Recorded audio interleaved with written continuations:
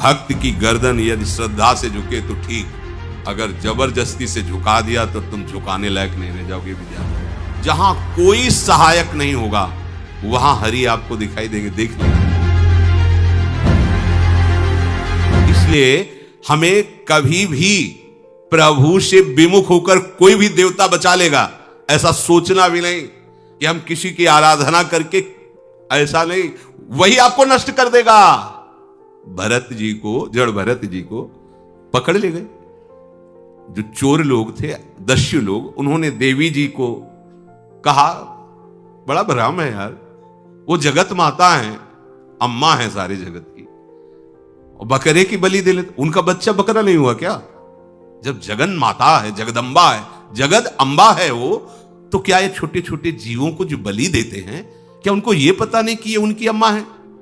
उनके सामने काट रहे हो, मां तुमसे प्रसन्न होगी, काट लो, अभी अवसर आएगा तब तुम्हें पता चलेगा। अब वो जो पकड़ के लाया गया था मनुष्य बलि के लिए, तो वो दस्युराज, बाजार सी लगी थी, उत्सव मनाया गया, उसे कहा गया था जो मनावे सो खाओ। तो जहां जाता अच्छे अच्छे पदार्थ खाता। तो दुकान वाले ने खा ले, थोड़ी देर बाद गड़ासा चले गए। बोले क्यों? तो बोले तुम्हें पता नहीं क्या? बोले नहीं। बोले बलि के लिए लाए गए हो। अब तो जलेबी मुंह की मुंह में रह गई। इसके बाद गड़ासा चले, आसपास देखा तो रक्षक इधर उधर थे, भाग लिया। अब रक्षकों ने देखा कि वो तो है ही नहीं। अब उनको बड़ा भय लगा।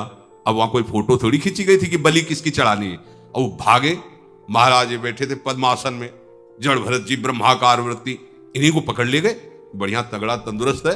और दस्युराज ने कहा बलि का जो वो लाया गया, हाँ महाराज, हस्त देख के प्रसन्न हो गया। तेजो में हस्त पुष्ट ब्रह्माकार वृत्ति इनकी। बोले स्नान करवाओ। सालों से स्नान नहीं हुआ तो को उपटन लगा के स्नान कराया। खीर पुआ रबड़ी रसगुल्ला सामने भोग लगाओ, दबा के खूब खीर पूरी रबड़ी पाए। अब वो तो भगवान के प्रेमी भक्त हैं, ब्रह्माकार स्वरूप है, अपने स्वरूप में स्थित है। इसके बाद तिलक लगाया। बोले गर्दन झुका। भरत जी अंदर से कह रहे खीर खाया ना, अब गर्दन भी झुका, गर्दन भी कटेगी। भक्त की गर्दन यदि श्रद्धा से झुके तो ठीक, अगर जबरदस्ती से झुका दिया तो तुम झुकाने लायक नहीं रह जाओगे, भी ध्यान रखना। क्योंकि ये गर्दन अब गर्दन नहीं, ये किसी और की शान बन चुकी है। भक्त की गर्दन किसी की शान है और वो उनकी शान है जो सबकी जान है। देवी जी की मूर्ति में आग लग गई, दाह शक्ति पैदा हो गई। जे ही जड़ भरत जी का शरीर ऐसे किया, फाड़ करके मूर्ति भद्रकाली प्रकट हो गई। और जो गड़ासा काटने, उसी को उठाया, काट काट के उन्हें दस्युराज से लेकर समस्त सांप को काट करके खून की होली खेल दी। भरत जी ने देखा जब कोई काटने वाला नहीं है तो बोले ठीक है, अब चलो पचाने के लिए टहलते हैं, थोड़ा खीर पुआ खाया, चल दिए, कोई रोक। देवी जी से एक बार भी लिखा कि मां बड़ी कृपा नहीं। जो भगवान का भक्त है वो दूसरे की कृपा भी नहीं मना सकता है। एक बार भी मुड़कर ऐसा प्रसंग नहीं आया कि देवी जी के देख बड़ी रक्षा कर, कुछ नहीं। प्राण जाने पर कोई भय नहीं, रक्षा होने पर किसी की स्तुति नहीं। अपने मंगल विधान हरि आश्रय, सत्संग हरि आश्रय देता है, बहुत बड़ा बल हरि है, मान लो। एक दिन आपसे कह रहे थे कि जब आपने देखा नहीं उनको, उनसे बात नहीं हुई और आप उनके जनों से बात सुनकर उनकी तरफ चल पड़े, इस बात से हरि आपके ऋणी हो जाते हैं। भगवान इसी बात से ऋणी हो जाते हैं। बस ये बात आप हृदय में बैठा लीजिए। जैसे लोग प्रश्न करते हैं ना कि हमने भगवान को देखा नहीं, भगवान को हम कैसे, किसी की बात तो मान लो ना। आप मान लो, वो तो आपके अंदर भी बैठे हुए हैं, वो आपको इतना प्यार देने लगेंगे। जहां कोई सहायक नहीं होगा वहां हरि आपको दिखाई देंगे, देख लेना। बिगड़ी ऐसे क्षण में बन जाती है, ऐसा लगता है गला कटा तो वो तलवार गले तक आएगी, हार बनकर सुगंधित फूल बन जाएगी, पर गले तक आने आने तक तुम्हारी निष्ठा देखी जाएगी। नहीं नहीं, बस मेरे हरि का यही विधान, वो आते आते हार बन जाएगी। वो तलवार तुम्हारा गला नहीं काट पाएगी, क्योंकि गले में हरि नाम चल रहा है। मान लो हमारी महालक्ष्मी चरण चापती रहती, क्या चाहिए तुम्हें, क्या चाहिए? आप सच्ची मान, क्या मतलब कितनी मलिनता छा गई है। हम इसको मार देंगे तो 2 लाख रुपए मिल जाएंगे, ये कर देंगे तो, अरे भैया अगर तू हरि नाम जपेगा तो इसकी कीमत नहीं है, कीमत नहीं, अमूल्य वस्तु है। इसके ब्याज में तू कुबेर बन सकता है। मूल तो कभी खत्म होता ही नहीं है। ब्याज में तो ब्रह्मा बन सकता है, बनना तो चाहे। भक्तजन तो कहते हैं नहीं चाहिए मुझे ब्रह्मा का पद, परमेष्ठी पद, नहीं चाहिए सम्राट पद, नहीं चाहिए योग की सिद्धियां, मुझे प्रभु आपकी दास्ता चाहिए। ये बात कितना महासुख होगा उस भक्त को जो इन बातों को कह रहा है नहीं चाहिए मुझे, मोक्ष सुख नहीं चाहिए। वो ऐसे थोड़ी कह रहा है, श्रद्धा से नहीं कह रहा, अनुभूति से कह रहा है मुझे नहीं चाहिए ये सब, इनमें वो सुख नहीं है जो आपके चरणों के समीप रहने में सुख है। नहीं सत्संग भजन नहीं हरि को, श्रवण न राम कथा अनुरागी, सुत बीतदार भवन ममता निसि सोवत अति न कबहु मति जागी। अरे तेरी बुद्धि सो रही है, जगा दे। पुत्र में, रुपया में, स्त्री में, मकान में, इसमें सबकी ममता होती है, सबकी, जितने सृष्टि में पैदा हुए हैं। केवल सत्संगी की नहीं होती। जो असली सत्संगी है उसकी ममता प्रभु के चरणों में होती है, क्योंकि वो जानता है सब रूपों में प्रभु ही है, ये सब पसारा प्रभु का ही है, इसलिए ममता उसकी प्रभु के चरण। एक अहमता ममता ये जग में है दुख जाई, ये जब श्री जी की ओर लगे तो होत परम। जाग जा, बिना जागे दुख दूर नहीं हो सकता। जैसे स्वप्न में हम देख रहे हैं कि समुद्र में डूब रहे हैं, अब जागृत में आसपास सैकड़ों नाव लगा दे तो बच जाएगा क्या वो? क्योंकि वो तो सो रहा है और वो स्वप्न में देख रहा है। अब हम नाना प्रकार के तैराकों को बाहर तैनात रखें तो उसको कोई सुख मिलेगा क्या? क्योंकि स्वप्न में उसको अगर सुखी करना है तो एक उपाय, जगा दे। जगा दो तो ना समुद्र रह गया ना डूबना रह गया। ऐसे ही संसार में मोह से ऐसे ग्रसित जीव है, भाई इतना ही सुखचार है, और उसी स्वप्न में वो दुख से निवृत्त होना चाहते हैं। अब हम बाहर से उनकी कामनाओं की पूर्ति करने वाली बात करें तो क्या वो सुखी हो जाएंगे क्या? इसीलिए कोई साधु जो भगवत मार्ग का पथिक है वो कभी सपोर्ट नहीं करेगा जाओ ऐसा। वो जाओ ऐसा ही है जैसे उस स्वप्न में समुद्र में डूब रहा है, बाहर से हम जल जहाज नाव तैराक सब लगा रहे हैं, लेकिन वो नहीं सुखी होगा, क्योंकि उसके सुख का कारण तब बनेगा जब स्वप्न हटे। स्वप्न तब हटेगा जब वो जागे। जो सपने सिर काटे कोई, बिन जागे दुख दूर न होई, तो उसको जगा दो। साधुजन क्या करते हैं? जगा देते हैं उसको। जागो, कहां मोह निशा सब सो निहारा, देखे स्वपन अनेक प्रकारा, यही जग जामिन जागे जोगी। योग भगवान से जो तुमने वियोग कर रखा है, तुम जगो। जे ही जगोगे तो जे ही जाने जग जाए हेराई, जागे जथा स्वपन भ्रम जाई। कोई नहीं यहां। एक कल श्लोक, मत्तः परतरम नान्यत किंचित् अस्ति धनंजय, मेरे सिवा कोई नहीं। ये कब पता चलेगा? जागने पर। तो हमें ये बहुत कुछ दिखाई दे रहा है, स्वप्न है। उमा कहूं मैं अनुभव अपना, सत हरि भजन जगत सब सपना। तो बोले तुलसीदास हरि नाम सुधा तजी, सठ हठ पियत विषय विष मांगी। अगर कहीं संतों के पास भी गए तो क्या मांग रहे हैं? हट करके विषय विष मांग रहे हैं। वो आत्मदेव नाम के ब्राह्मण थे, सब कुछ समृद्धि थी, संतान थी नहीं, बड़े दुखी गृहस्थी में। हमारा कुल चलाने वाला होना चाहिए, बड़ा भ्रम बैठा हुआ है। हमारा कुल चलाने वाला नहीं, सब बेकार, जीवन ही बेकार हो गया। बिना गुरु के यदि शास्त्र पढ़ोगे ना तो भ्रमित हो जाओगे। स्पष्ट लिखा, पुत नाम के नरक की उसको प्राप्ति होती जिसके संतान नहीं होती। अब तो गृहस्थ में बेचारा पड़े परेशान। उन्होंने सोचा इससे अच्छा है आत्महत्या कर लें। बहुत संतों के पास जाकर के यज्ञ करके सब अपनी कामनाओं की पूर्ति चाहते, दान पुण्य दे करके। उसने भी जितना उपाय हुआ किया, नहीं हुई संतान। मरने के लिए जंगल में, उधर से एक सन्यासी जी आ रहे थे, देखा साधु तो ब्राह्मण तो थे, उठे प्रणाम किया, देखा उनको उदास क्यों हो? उनका महाराज उदास ही नहीं, मैं तो आत्महत्या करने आया हूं यहां जंगल में। अरे ये तो महापाप है, आत्महत्या तो बड़ी दुर्गति का कारण है। बोले महाराज अगर आप बचाना चाहते हो तो आप कृपा करो। क्या क्या चाहते हो? बोले हमारे पास सब कुछ है, बेटा नहीं दोगे तो हमारा जीवन बेकार। तो उन्होंने अंतर्दृष्टि से देखा और कहा 7 जन्म तक तेरे पुत्र नहीं भाग्य में तेरे लिखा है। तो उसने कहा फिर तो अभी मरते हैं। आत्महत्या करते हैं। हम 7 जन्म की बात, हम 7 दिन नहीं जिएंगे, हमें पुत्र चाहिए। संत का दयालु। देखो, जिनके पास तपस्या और भजन का धन होता है, जब भगवान अधीन है तो कुछ भी कर सकते हो, कुछ भी कर सकते हैं। प्रारब्ध मिटाना कोई बड़ी बात नहीं। प्रारब्ध जानते, कोई देवता थोड़ी है, तुम्हारा पीछे का किया हुआ कर्म है। और इधर चोर का भजन है, भजन के प्रभाव से कर्म को नष्ट करने में देर थोड़ी लगती है। ये तो अच्छे शुभ कर्म करो तो तुम्हारा प्रारब्ध बदल जाएगा। भजन का प्रयोग प्रारब्ध बदलने के लिए थोड़ी है। पर वो ऐसा हट के, तो उनका देखो, हट करने से लाभ नहीं मिलता है उनका। हमें उपदेश नहीं, हमें पुत्र चाहिए। अगर आप भगवत प्रेरित होकर यहां आए हो तो आप हमें, तो उन्होंने तपस्या के बल से फल की रचना की। उनका जाओ अपनी पत्नी को ये फल पवा दो और इससे निश्चित पुत्र होगा। बहुत प्रसन्न, अब कामना पूर्ण थी तो देख लो, प्रभाव देखो कामना का।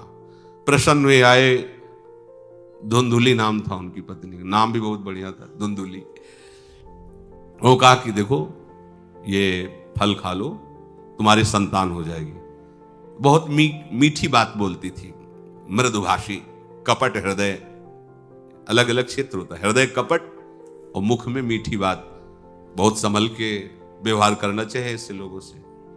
मधुरिया बानी, मीठी, क्या मृदु भाषा। नहीं प्रीतम, आप चिंता मत करो, फल ऐसे थोड़ी खाया जाता है, नहा धो के पवित्र होके फिर। हाँ, उनका ये बात, तो आप अपने काम में लगो, हम पा लेंगे ऐसा। अब आपको विश्वास है? बोले विश्वास करो। इसमें क्या विश्वास, आप भी तो चाहती ना पुत्र हो। बोले हाँ। वो जो ही गए सो अपनी बहन को बुलाया और कहा, सुनो अभी तो हम 4-5 रोटी कढ़ी चावल सब पा लेते हैं, पूड़ी खीर पुआ। गर्भ रहेगा तो पेट तो उसी से भरा रहेगा, तो हमारा भोजन रुक जाएगा। हाँ ये तो बात है। जब पेट बढ़ेगा, अगर घर में आग लग गई तो फिर हम भाग नहीं पाएंगे, तो हम जल जाएंगे। ये निगेटिव सोच वाले लेते। और पंडित जी तो इसी बात में लगे कि गर्भ रह जाए तो क्या करें, तुम्हारा हम खाएंगे तो है नहीं, पक्की बात, पर करें तो क्या करें। पंडित जी को कैसे समझो? उनका देखो एक बात है, हमारे गर्भ है, हमारे कई लड़के हो चुके हो, गरीबी है ही है हमारे यहाँ। तुम कुछ पैसा दे देना और ये नाटक करना कि मैं गर्भवती हूं, बच्चा समय होने पर हम पहुंचा देंगे, हम घोषित कर देंगे हमारा बच्चा मर गया। तो पंडित जी को तुम नाटक में बताते रहना कि गर्भ है, बच्चा हो जाए। पंडित जी कह देना बच्चा हो गया है, तो बोले दूध पिलाने की समस्या आएगी। तो बोले ये तुम कह देना कि पहला बच्चा है, हमारे वक्षा स्थल में दूध नहीं, हमारी बहन का था तो मर गया बच्चा, तो उनको बुला लेती तो बात बन जाएगी, बढ़िया बात हो गई। परीक्षा के लिए फल गाय को खवा दो। गाय को खवाया, ठीक समय पर गोकर्ण जी प्रकट हुए। दिव्य तेजो में बालक, कान केवल वो गाय के, बड़े ही विद्वान और भगवत भक्त संत के द्वारा। कहा था 7 जन्म तुम्हारे भाग्य में, बच्चा नहीं तो नहीं है। देखा, गाय के हो गोकर्ण जी प्रकट हुए। उधर उनके जो बच्चा पैदा हुआ वैसे ही नाटक के द्वारा पहुंचा दिया गया, वैसे ही पूरा जैसा पहले पक्का हुआ। अब उसने कहा कि हमारे तो स्तनों में दूध नहीं, हम अपनी बहन को बुला लें, उनका बच्चा मर गया। हाँ हाँ, हमारा बच्चा स्वस्थ होना, आप बुला लो, उसको हम धन भी देंगे, वो हमारे बच्चे की सेवा कर।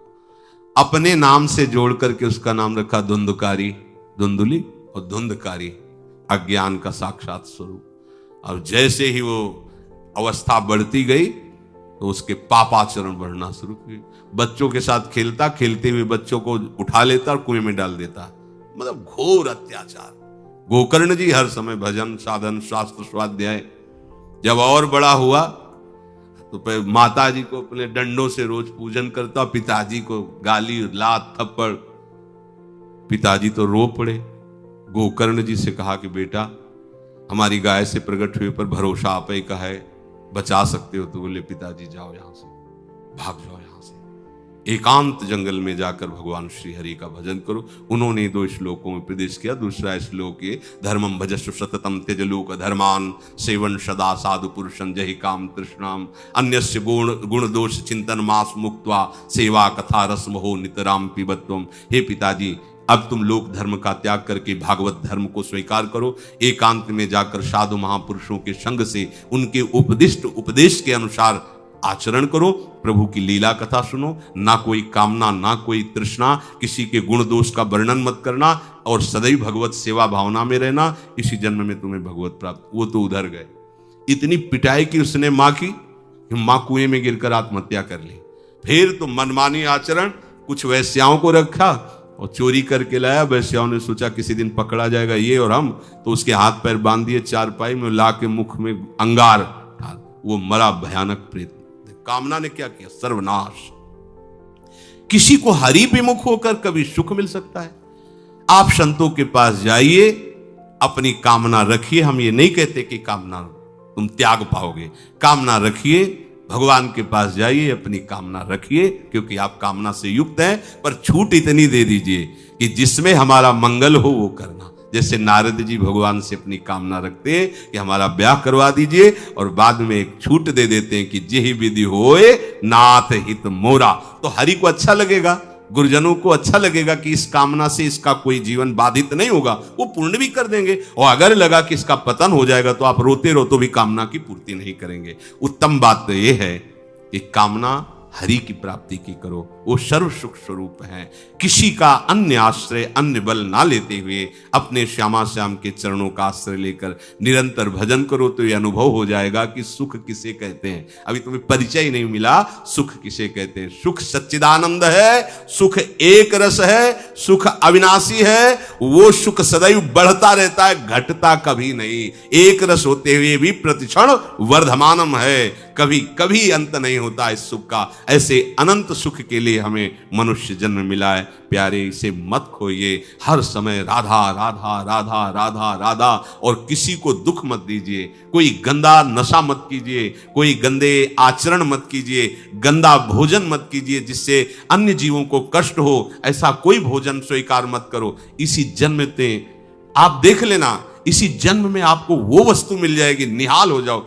हम किसी पक्षपात की बात नहीं करते।